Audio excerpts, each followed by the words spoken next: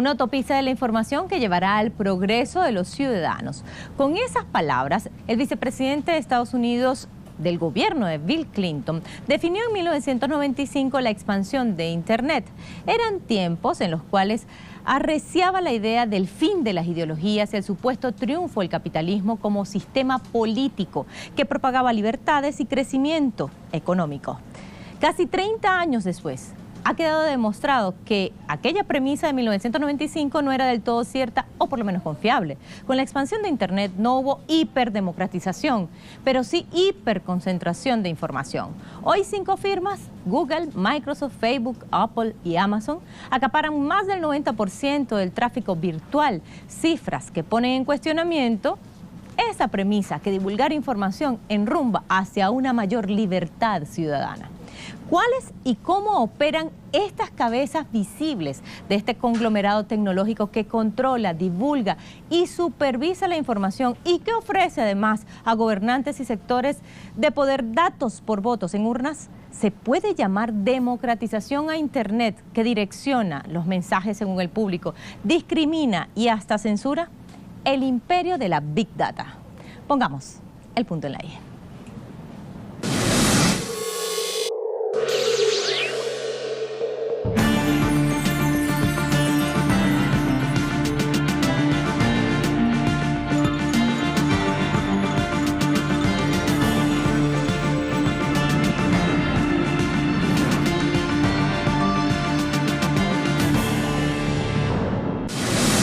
En 2007, la mitad del tráfico de Internet se distribuía entre cientos de sitios dispersos por el mundo. 7 años después, en 2014, esa misma cifra ya se había concentrado en solo 35 empresas. La especialista Natalia Suazo, en su libro Los dueños de Internet, lo afirma. El capitalismo necesita de la ilusión del progreso infinito para vender. El objetivo ahora es dominar la nube, el nuevo territorio a conquistar por las grandes compañías. La estrategia que buscan es conectar entre sí todos los objetos posibles. Según Suazo, en solo 5 años, desde 2012 a 2017, las compañías tecnológicas y de información lograron ocupar la cúspide de las 20 empresas con mayor capitalización del mundo. En 2012, Apple, Microsoft, IBM y Google ocupaban respectivamente los puestos 1, 4, 5 y 14 de la lista. En 2017, Apple, Google, Microsoft, Amazon y Facebook trepaban a los puestos del 1 al 5, una debajo de la otra, con un dominio absoluto de la cima,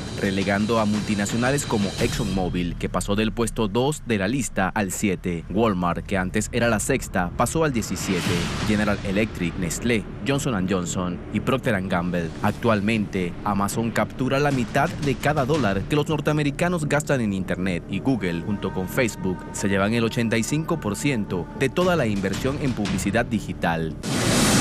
Un horizonte tecnológico más igualitario y más incluyente, la realidad es que dista un poco de la realidad, porque lo que ha sucedido es que si bien se rompió con la lógica de un único emisor y una cantidad infinita de receptores, y ahora cada uno puede emitir su opinión, sigue habiendo posiciones dominantes en un mercado como el mercado de la comunicación, sigue habiendo capacidad de manipulación y sigue habiendo un oligopolio en el control de la información. Estas 5 empresas son las 5 proveedoras de redes sociales que pueden instalar temas, que pueden manipular información, que pueden generar contenido e instalarlo en distintas latitudes del mundo. Me parece que no podemos creer que hay una democratización completa, si bien hay una posibilidad de acceder a mayores canales de comunicación para gente de a pie, que antes no lo había, pero sí lo importante es entender que en un mercado hiperconcentrado se abren 2 opciones, una, posibilidades y otra, problemáticas.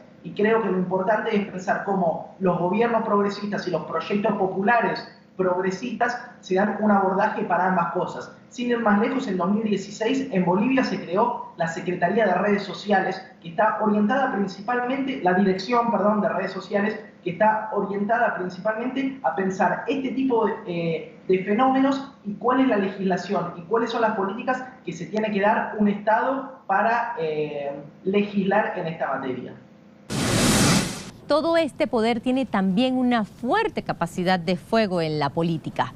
Fue el Washington Post quien reveló que los ejecutivos de Facebook, Google y Amazon fueron los que donaron más dinero a la campaña electoral de Barack Obama y mantenían reuniones casi semanales con el expresidente.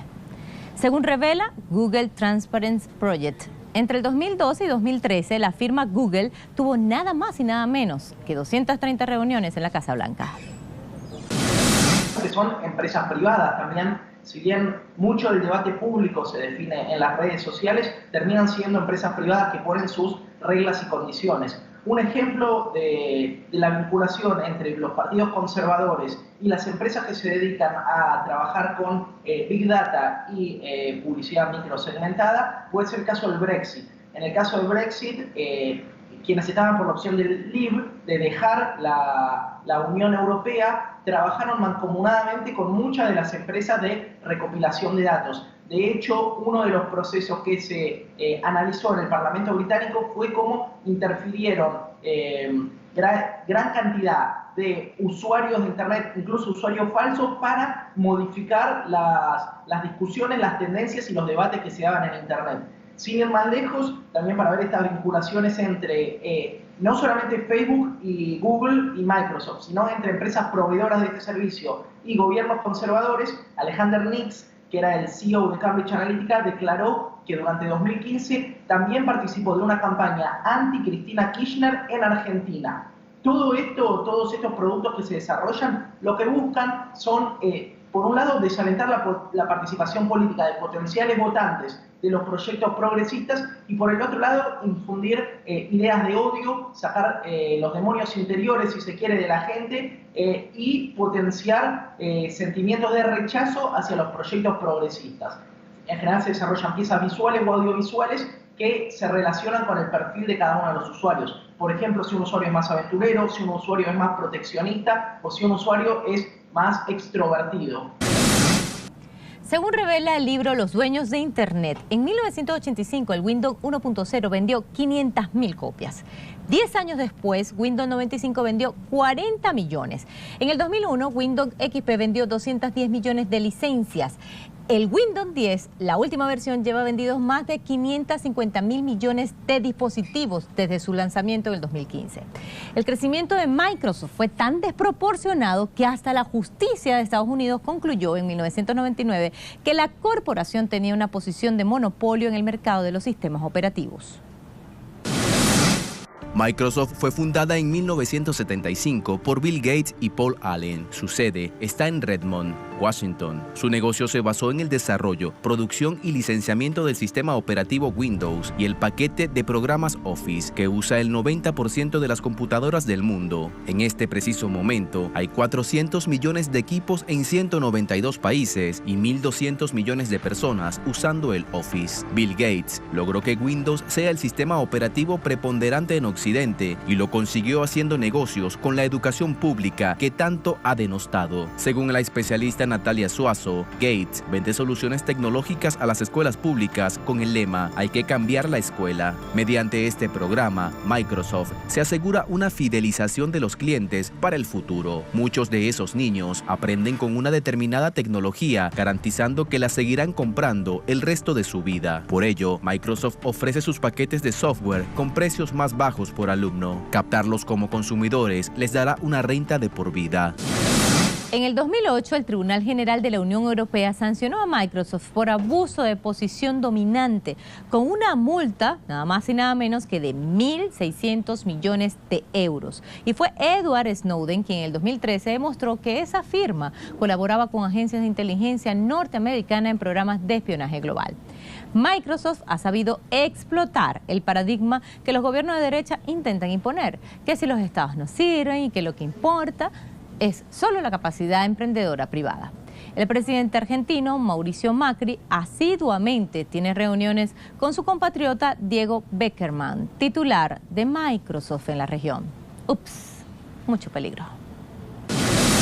Microsoft lideraba cómodamente el sector de tecnología e información hasta principios de esta década. Sin embargo, en 2014 comenzó a presentar pérdidas debido al crecimiento de Google, Facebook, Apple y Amazon, quienes se sumaron al podio que hasta entonces era solo de Microsoft. Google tiene su sede en California y es conducida por Sundar Pichai, nacido en la India. Pichai entró en 2014 trabajando en la barra de búsqueda de Google, que le ganaría a Microsoft la batalla contra su Internet Explorer. Más tarde, dirigió el proyecto para lanzar el navegador Google Chrome. Fue el responsable del ecosistema de aplicaciones Google Drive, supervisó las aplicaciones de Gmail y de Google Maps y condujo el salto de la compañía cuando se hizo cargo de Android, el sistema operativo para móviles que hoy lidera el mercado mundial con 2.000 millones de dispositivos contra los 700 millones de iOS. El sistema operativo de iPhone de Apple. A 20 años de su fundación, el modelo de negocios de Google es el mismo: hacer dinero con datos. Cada año fue esencial incorporar nuevos productos y unificar su operación desde una misma cuenta de usuario, el Gmail, como dirección de correo con la cual loguearse a prácticamente todo. Actualmente, los 7 productos más importantes de la compañía son sus buscadores: Gmail, Android, Chrome, Maps, Google Play, Google Drive, y tienen más de 1.000 millones de usuarios activos por mes. La firma señaló que el 15% de los habitantes del mundo están utilizando en este momento algunos de sus productos, dándole gratis información y datos a Google acerca de sus gustos y consumos de todo tipo. Los especialistas en tecnología de la información señalan que Google es la única compañía que tiene datos suficientes en tiempo real para entender qué piensa el planeta, sin que esto sea una metáfora. Google se volvió tan grande que los políticos le temen. El 89% del mercado de búsquedas están en manos de su firma. A su lado está Facebook con 2.200 millones de usuarios, casi un tercio del planeta. ¡Wow! Muchos de ellos ven en Facebook como su principal fuente de noticias sin saber que es su principal espía. Es muy interesante, que tiene que ver con el valor económico de la información y el poder que tiene Google al concentrar grandes masas de millones de usuarios de información. Todo lo que nosotros hacemos en Internet, todo lo que nosotros hacemos en redes sociales deja una huella digital. Por eso Google puede saber desde los videos que uno mira en YouTube hasta las publicaciones que uno likea en Instagram o en Facebook. Más allá de eso, Google puede tener acceso a través de aplicaciones al micrófono, Google puede tener acceso a la ubicación geográfica de la persona a través del GPS del celular, incluso puede tener acceso a los consumos en el supermercado a través del resumen de la tarjeta de crédito o de débito.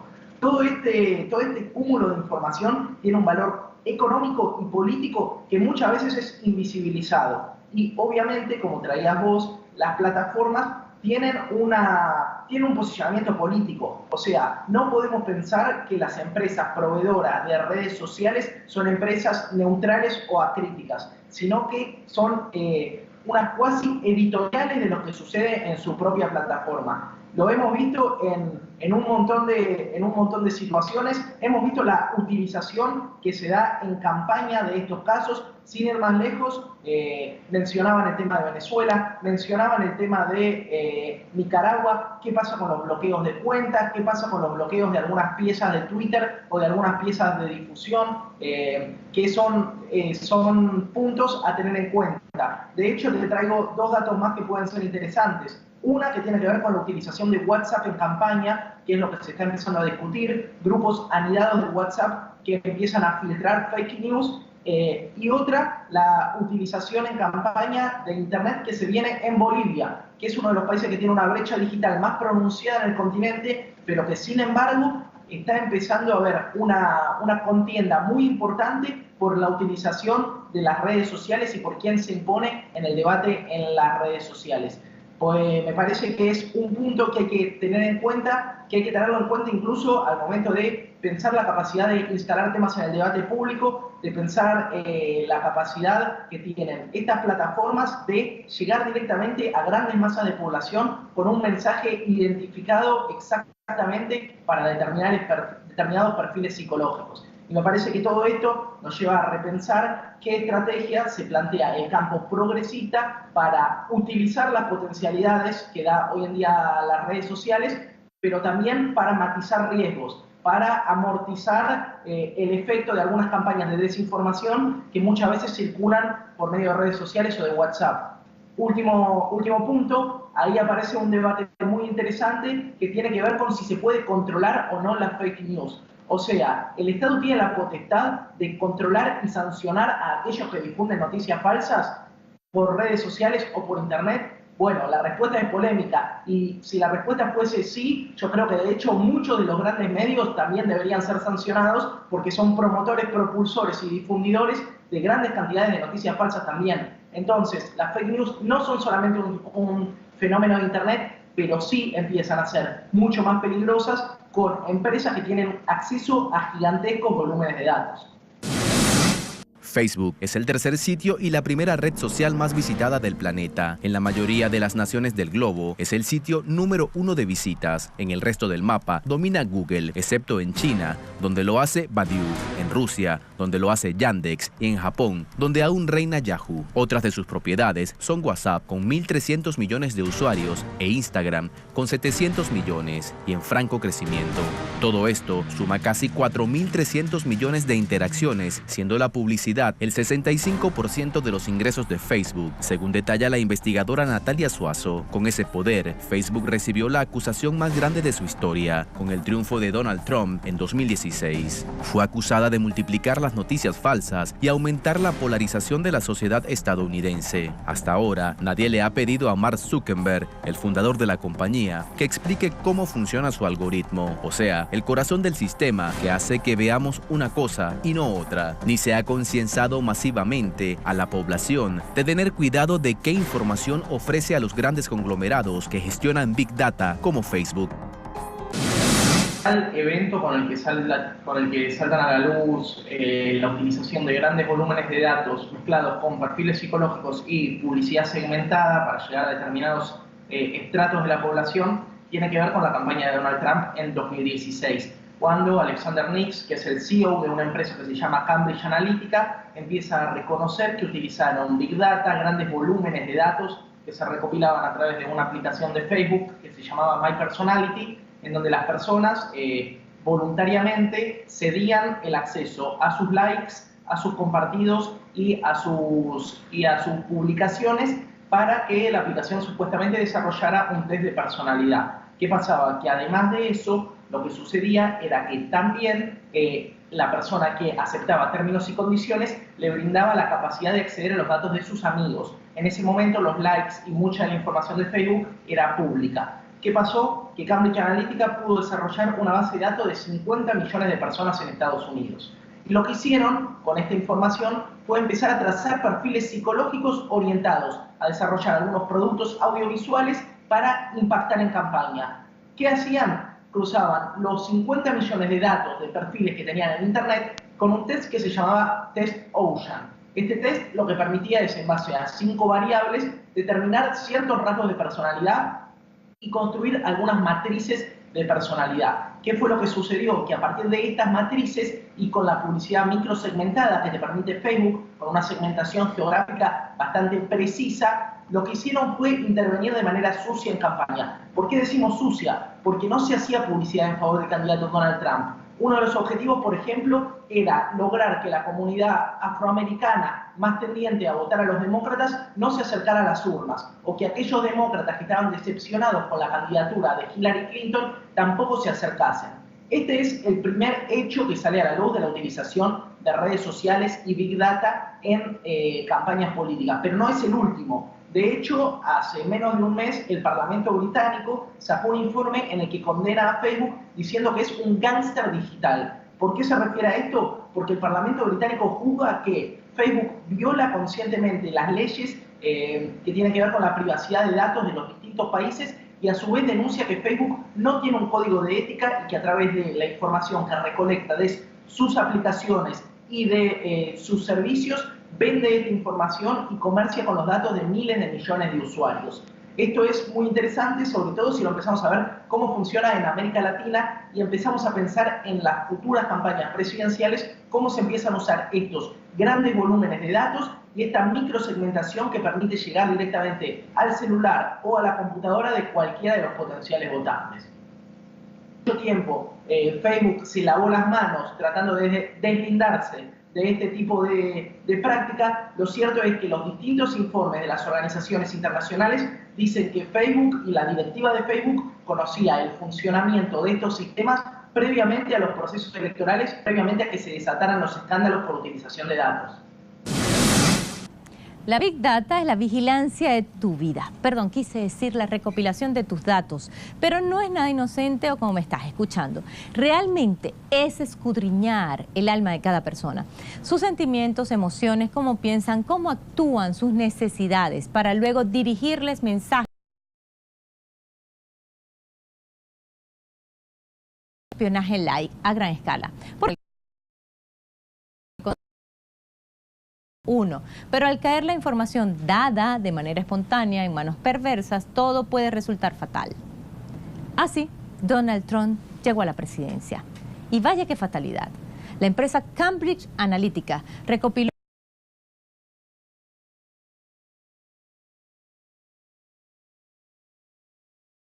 hoy Donald Trump es